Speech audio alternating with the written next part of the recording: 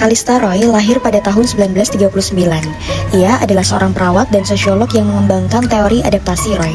Setelah menyelesaikan pendidikan di bidang keperawatan dan sosiologi, Roy mulai mengembangkan teori ini pada tahun 1964.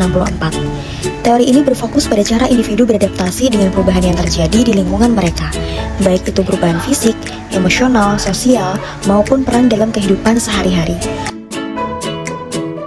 Roy mengembangkan 4 mode utama dalam teori ini, yaitu yang pertama, mode fisiologis, berfokus pada kebutuhan fisik dasar seperti oksigenasi, nutrisi, dan keseimbangan cairan. Perawat membantu pasien untuk mengelola kebutuhan fisik mereka agar dapat pulih dan mempertahankan keseimbangan tubuh. Yang kedua, mode konsep diri, berkaitan dengan citra tubuh, identitas, dan nilai-nilai individu. Mode ini penting untuk menjaga kesejahteraan psikologis pasien, terutama saat menghadapi perubahan fisik yang dapat mempengaruhi perasaan dan identitas diri.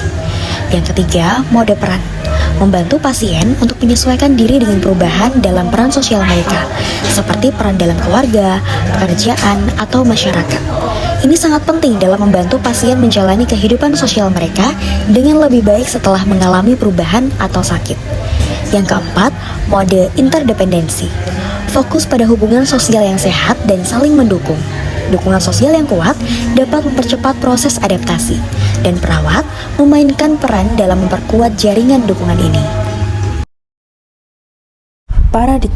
Paradigma keperawatan berdasarkan teori adaptasi Roy melihat individu sebagai sistem adaptif yang berinteraksi dengan lingkungan untuk mempertahankan keseimbangan. Pendekatan ini bersifat holistik, mencakup 4 elemen utama. Pertama, individu sebagai sistem adaptif. Pasien dipandang responsif terhadap perubahan lingkungan.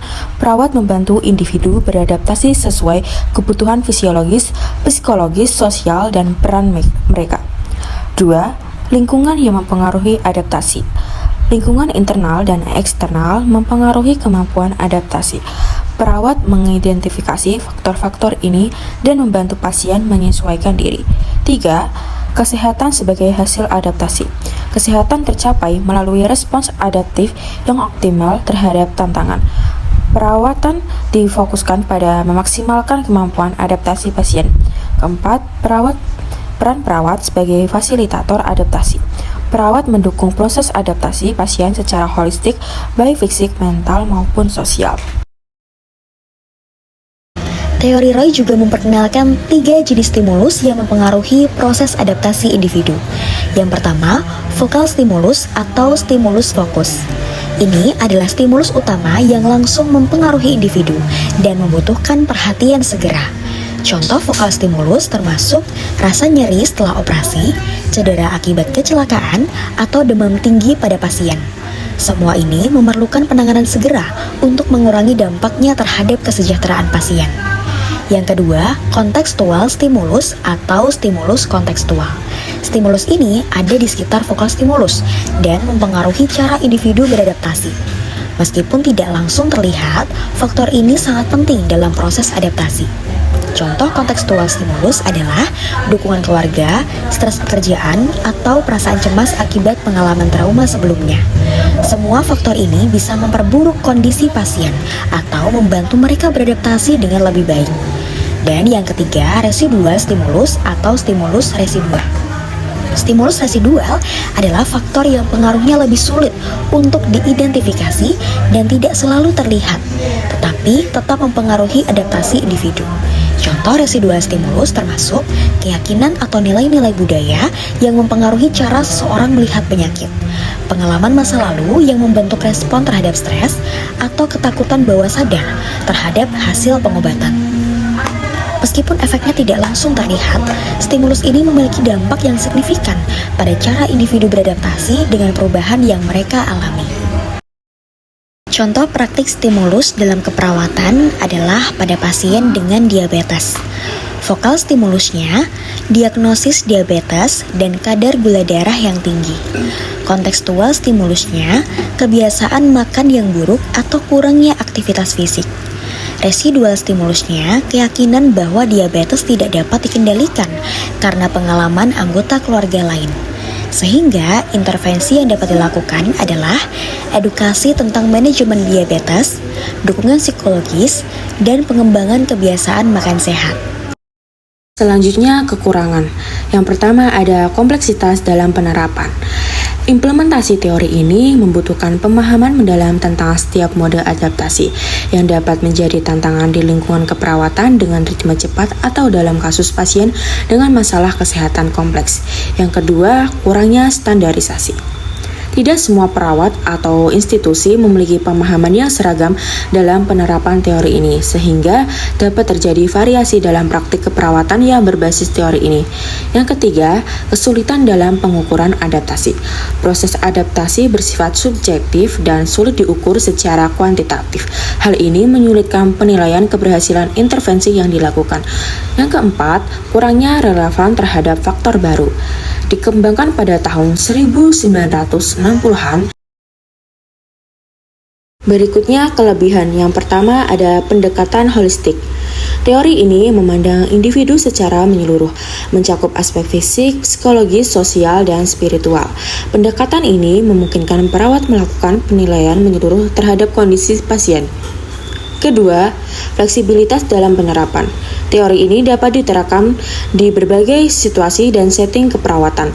Perawat dapat menyesuaikan intervensi berdasarkan 4 mode adaptasi: fisiologis, konsep diri, peran, dan interdependensi, sesuai kebutuhan pasien. Ketiga, dukungan dalam pengambilan keputusan klinis. Teori ini memberikan kerangka kerja yang terstruktur untuk memahami respon adaptasi pasien, membantu perawat merencanakan perawatan berbasis bukti yang mendukung adaptasi. Keempat, fokus pada kesejahteraan pasien. Dengan memfasilitasi adaptasi dalam berbagai aspek, teori ini menempatkan kesejahteraan pasien sebagai tujuan utama, membantu mereka mencapai keseimbangan dalam menghadapi tantangan kesehatan. Aplikasi.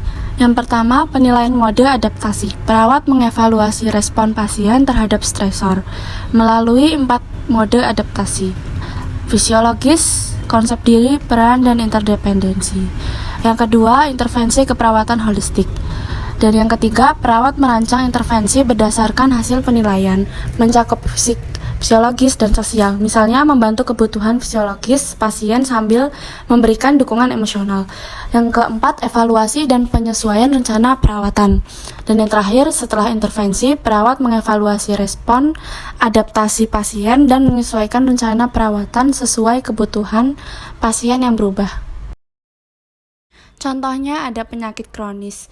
Jadi, perawat membantu pasien yang mempunyai penyakit diabetes atau hipertensi dengan beradaptasi perubahan gaya hidup yang mereka miliki, seperti pola makan dan aktivitas fisik, serta memberikan dukungan emosional. Yang kedua, gangguan mental. Untuk pasien depresi atau kecemasan, perawat menilai konsep diri dan peran sosial pasien. Juga membantu mengelola stres melalui dukungan interpersonal yang peka. Yang ketiga, pasca operasi.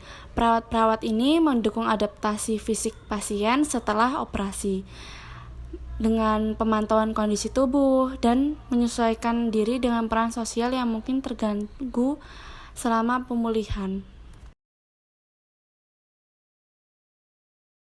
Selanjutnya ada pendidikan keperawatan, pengembangan kurikulum keperawatan, integrasi teori adaptasi Roy dalam pendidikan keperawatan menghasilkan kurikulum yang holistik. Mahasiswa dilatih untuk memahami adaptasi pasien secara menyeluruh, baik fisiologis, psikologis, sosial, dan spiritual. Hal ini berkontribusi pada peningkatan mutu pelayanan melalui penekanan pada pendekatan berbasis indikator mutu pelayanan keperawatan. Selanjutnya, peningkatan kompetensi perawat. Mahasiswa dilatih untuk mengidentifikasi respon adaptasi pasien terhadap stresor dengan pendekatan berbasis bukti. Kompetensi ini mendukung tercapainya standar mutu keperawatan yang diukur melalui impact. Dan yang terakhir, dalam pendidikan keperawatan, yaitu mahasiswa tidak hanya belajar teori, tetapi juga didorong untuk mengaplikasikan praktik berbasis bukti. Penerapan ini memperkuat keterkaitan antara teori, praktik, dan peningkatan mutu pelayanan. Praktik keperawatan. Fokus pada kualitas pelayanan. Yang pertama, teori Roy membantu perawat menilai dan mendukung adaptasi pasien, meningkatkan efisiensi serta kepuasan pasien. Yang kedua, impact menjadi tolak ukur untuk memastikan perawatan sesuai dengan kebutuhan pasien. Penerapan dalam berbagai setting klinis. Yang pertama, perawat dapat menyesuaikan intervensi sesuai kondisi pasien, baik dalam kasus akut, rehabilitasi, maupun penyakit kronis. Yang kedua, standar impact membantu evaluasi keberhasilan intervensi yang diterapkan berdasarkan teori Roy. Evaluasi dan pemantauan kinerja perawat. Impact membantu mengukur keberhasilan adaptasi pasien dan kinerja perawat. Teori Roy mendukung desain pelatihan efektif untuk meningkatkan standar pelayanan. Selanjutnya, dampak pada sistem dan kebijakan keperawatan. Yang pertama, mengadopsi teori Roy dalam penerapan impact menciptakan standar kualitas yang terukur dan berbasis bukti. Yang kedua, memperkuat koordinasi antar tim perawatan melalui pendekatan yang konsisten. Yang ketiga, meningkatkan mutu layanan di tingkat institusi dengan kebijakan berbasis evaluasi dan pengembangan kompetensi. Kesimpulannya, teori ini memandang individu sebagai sistem adaptif yang terus-menerus berusaha mempertahankan keseimbangan antara kebutuhan internal dan eksternal melalui 4 mode adaptasi utama: fisiologis, konsep diri, peran, dan interdependensi. Penerapan teori ini mencakup: pertama, penilaian mode adaptasi pasien, mengidentifikasi respons pasien terhadap stresor. Kedua, intervensi keperawatan holistik, memberikan perawatan fisik, psikologis, sosial, dan spiritual yang terintegrasi. Ketiga, evaluasi dan revisi rencana perawatan, menyesuaikan perawatan berdasarkan perubahan kondisi pasien.